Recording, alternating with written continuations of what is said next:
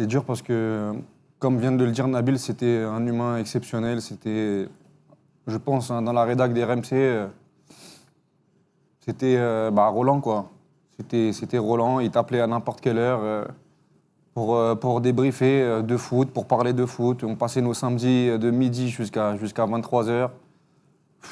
C'est avec aucune condescendance, toujours avec l'humilité, alors que ça a été un coach incroyable, ça a été un joueur de foot.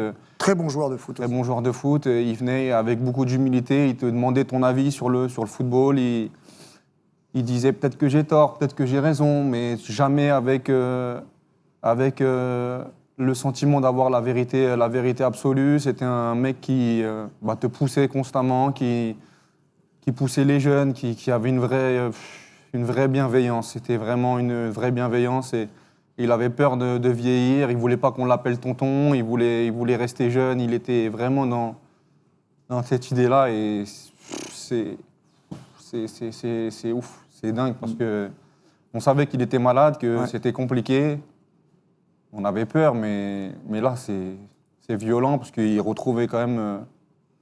il venait au taf, il faisait comme si il pétait la forme alors qu'il était angoissé, il était stressé. Et voilà, c'est Roland. Et ce que je ressens, tout le monde le ressent, tous ceux qui l'ont côtoyé, il était d'une extrême générosité.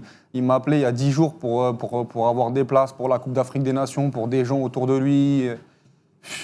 Il a fait tellement de choses. J'ai une grande pensée pour ses proches, pour Clara, pour sa femme, pour Yacine, pour tout le monde, parce que franchement, c'est dur et il va nous manquer.